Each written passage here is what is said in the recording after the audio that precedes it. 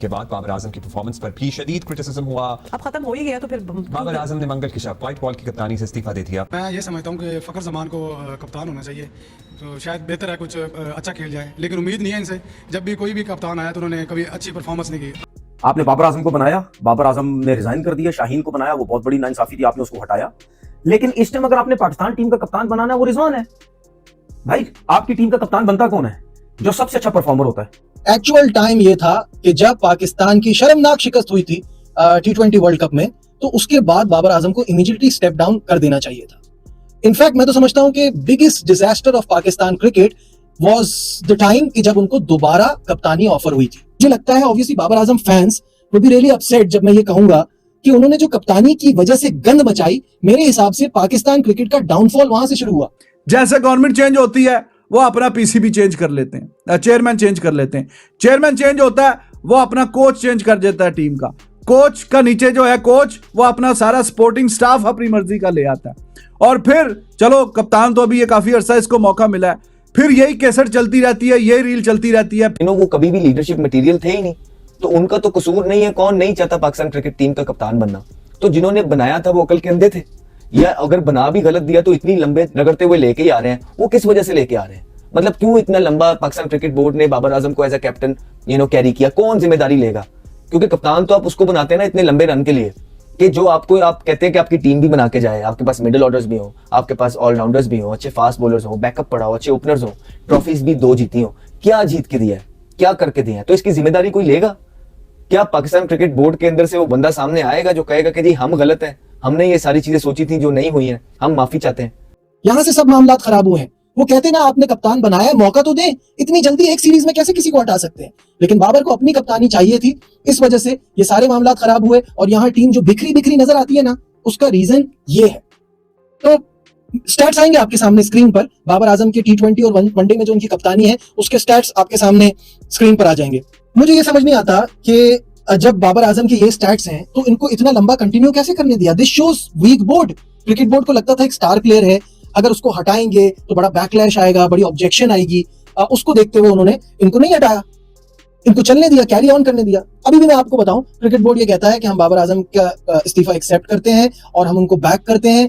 अंदर की रिपोर्ट्स ये है कि गैरी कर्स्टन तो ये चाहते थे कि बाबर आजम वनडे की कप्तानी करें, T20 में हम कोई नया कप्तान रख लेते हैं, क्योंकि T20 की कैप्टनसी को वो सूट नहीं करते या उनकी अप्रोच वैसी नहीं है।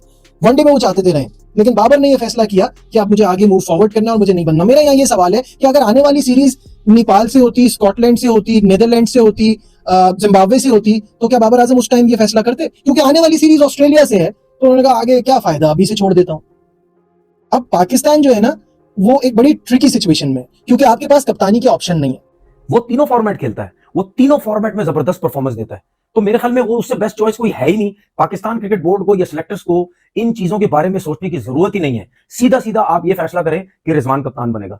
भाई वो डोमेस्टिक क्रिकेट में भी कप्तानी करता रहा है, अपनी टीम को जितवाता रहा है। PSL आपके सामने, आई थिंक 2020 या 2021 में, आई थिंक 21 में शायद ये कप्तान बना था, उसी सीजन इनकी टीम फाइनल जीती थी। उसके बाद अगले 2-3 साल और उसकी टीम फाइनल खेलती रही, तो इसका मतलब उसके पास कुछ ना कुछ ऐसी क्वालिटीज है ना, वो टीम को उठा के रखता है। हमने नजर नहीं आता, टीम को उठा के रखता है, प्लेयर्स को बैक करता है, जिस प्लेयर से बॉलिंग अच्छी नहीं हो रही होती उसके पास भाग के जाता है, उसको समझाता है, मतलब यानी अपने प्लेयर्स को साथ लेके चलता है। हर हिसाब से हमें ग्राउंड में नजर आता है कि वाकई ये फाइट कर रहा है। और मैं सिर्फ कप्तानी की बात नहीं कर रहा, मैं बैटिंग भी आप देख लें, मतलब जब बैटिंग भी करने आता है हलचल मच जाती है। देखिए उसके अंदर एक नेचुरल एबिलिटी है, ये वो फ्लेक्सिबल टाइप का इंसान है, नेचुरल एबिलिटी है, वो रुक ही नहीं सकता, हिलता जुलता रहता है, बातचीत करता रहता है, गेम को समझता रहता है, क्या करना है क्या नहीं करना है, ठीक है। तो उसके बाद आप ये भी देखो, ये जो जिसको मैं बार बार कहता हूँ फ्रॉडिया टूर्नामेंट, ये जो अभी 50 ओवर का हुआ, इसमें भी इसकी टीम फाइनल में पहुंची है।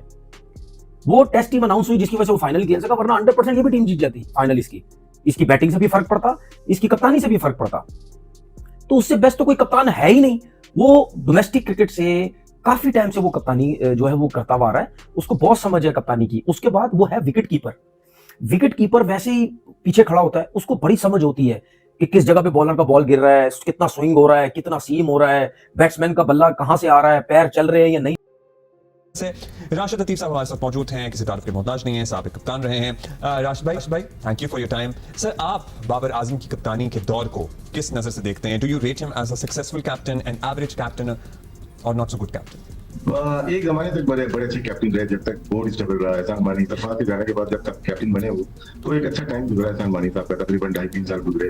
तो जब एक बोर्ड स्टेबल होता है, आपके पास चेयरमैन एक ही होता है, सीईओ एक ही होता है, तो फिर काम अच्छा हो जाता है। उसके बाद रमीज राजा आते हैं, वो भी थोड़ा सा टाइम गुजारा। ये टाइम पीरियड बहुत अच्छा रहा। हम सेमीफाइनल भी खेले, हार गए ऑस्ट्रेलिया से यूएई में, एंड 2022 में ऑस्ट्रेलिया में वर्ल्ड कप हारे, फाइनल हारे, तो रीच किया हमने सेमीफाइनल फाइनल। उसके बाद बोर्ड चेंज हुए, दक्का साहब आते हैं, सेठी साहब आते हैं, नकवी साहब आते हैं, बहुत फ्रीक्वेंटली चेंजेस आई हैं। उसमें कैप्टनसी भी चेंज आई है, व्हाइट बॉल से भी टेस्ट मैचेस में भी चेंजेस आई हैं। तो वहां पे आप देख सकते हैं कि फिर कैप्टन भी थोड़ा सा रिफ्ट तो आ गई थी टीम के अंदर। शाहीन अफरीदी को बनाया, फिर बाबर को बनाया, फिर बाबर रिजाइन कर जाते हैं। तो बोर्ड का स्टेबल होना मेरे ख्याल से बहुत जरूरी है। एक हद तक बहुत अच्छा कप्तान रहे वो, लेकिन बाद में 2 वर्ल्ड कप आए। इंडिया में जो वर्ल्ड कप हुआ ओडीआई, वो फिर अमेरिका वेस्ट इंडीज में, वेस्ट इंडीज तो जा भी नहीं सके, वो डिजास्टर हुआ पाकिस्तान क्रिकेट का। तो पॉलिसी इतनी अच्छी नहीं रही। जिन्होंने कप्तान बनाया था बाबर को, अगेन वो तो 3 तो बंदे हैं ही नहीं। मोहम्मद यूसुफ छोड़ गए, वहाब रियाज और अब्दुल रज़ाक, क्योंकि इनकी जिम्मेदारी थी। असद शफीक अभी है, तो कोई ये कहेगा ओ भाई यहाँ पे तो ना कप्तान ना क्रिकेट बोर्ड की तरफ से कोई माफी का बयान आएगा। हर बंदा कोशिश ये करता है कि चुप करके पतली गली से निकल जाए। और बाबर आजम के बारे में तो हमने आपको ये वीडियो देखे, हमें ये पता लग रहा है कि बाबर आजम की अनकरीब कप्तानी से अगर उन्होंने खुद इस्तीफा ना दिया तो उनकी छुट्टी होने वाली है। बाबर आजम को निकाल दिया जाएगा। और वार्न कर दिया गैरी कस्टन ने, इसमें हमने पहले ही बता दिया था इस वीडियो के अंदर कि बाबर आजम को प्लान बन गया है, वो कप्तानी से फारिग हो रहे हैं। जहां कुछ लोग ये कह रहे थे कि Babar Azam will remain captain champions trophy तक, हमने उसी टाइम कह दिया था कि ये हमारी सोर्सेज कह रहे हैं कि बाबर आजम को फारिग किया जा रहा है कप्तानी से, और आज आप देख लीजिए वही हुआ है।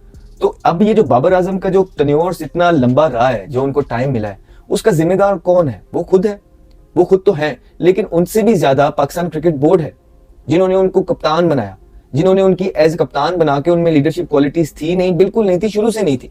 आप इतना ड्रैग कर गए, आपने 4 वर्ल्ड कप 2 एशिया कप दे दिए, और उन वर्ल्ड कप के अंदर इनकी अपनी परफॉर्मेंस देखें कि 1400 रन जो है T20 के अंदर उनका लूजिंग कॉज में।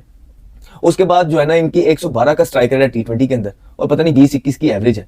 अब ये कहां से जस्टिफाई होती है? बाबर आजम जिसके बारे में इतना कहा जाता है कि इतने बड़े प्लेयर हैं, ये 4 टूर्नामेंट्स के अंदर, 5 टूर्नामेंट्स के अंदर ये बड़े ऑर्डिनरी से स्टैट है। और अगर आईसीसी के इवेंट्स के अंदर ही इन्होंने मैच विनिंग इनिंग्स नहीं खेलनी, पाकिस्तान को नहीं जितवाना, तो फायदा ही क्या है? मतलब क्यों कप्तान बनाया जाता है, क्यों इतना बैक किया जाता है? इसलिए किया जाता है कि आप आईसीसी के टूर्नामेंट्स पाकिस्तान क्रिकेट टीम को जितवाएंगे, पाकिस्तान को जितवाएंगे। और उनके तो अपने स्टैट्स इस तरह के हैं कि वो लाइबिलिटी टाइप प्लेयर है T20 के अंदर, और आप जो है ना इतना लंबा उनको कप्तानी से खींचते चले गए हैं। कौन जिम्मेदार है इसका? आपने बाबर आजम को इतनी इधर उधर की चीजों में उलझा दिया कि वो एज अ बैट्समैन भी नीचे आते चले गए। वो जो शॉर्टकमिंग्स इनकी जो इन्होंने दूर करनी थी, जो इग्नोर हो रही थी अर्ली ऑन इनके करियर में, जब ये नए नए आए थे, आपने जब वो दूर करने का टाइम आया उनको कप्तान बना दिया, तो वो इस झमेलों में पड़ गए, वो ग्रुपिंग में फंस गए, वो और इधर उधर की चीजों में फंस गए। एज अ प्लेयर उनके अंदर इंप्रूवमेंट आई ही नहीं।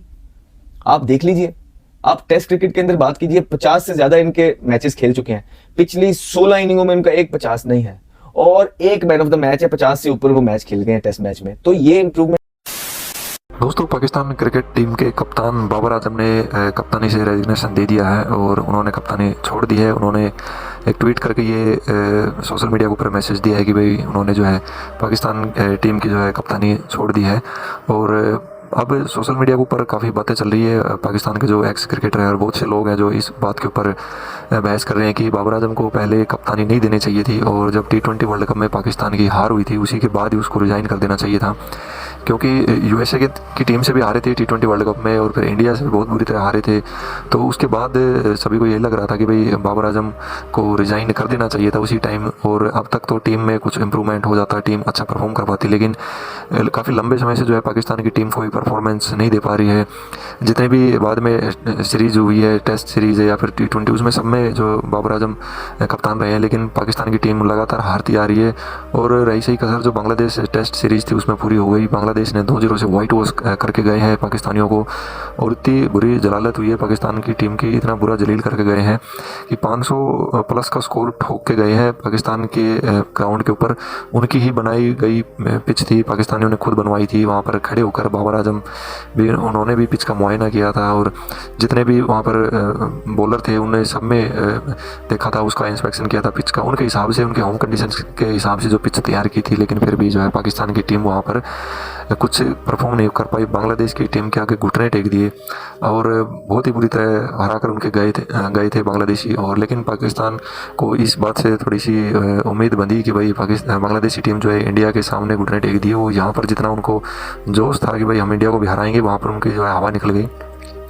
अब इंग्लैंड के साथ टेस्ट सीरीज़ है पाकिस्तान की, और इससे पहले ही बाबर आजम ने अपना इस्तीफ़ा दे दिया है, रिज़ाइन कर दिया है। और अब पाकिस्तान की टीम में जो है नए कप्तान की तलाश है, जिसमें मोहम्मद रिजवान का जो है नाम लिया जा रहा है।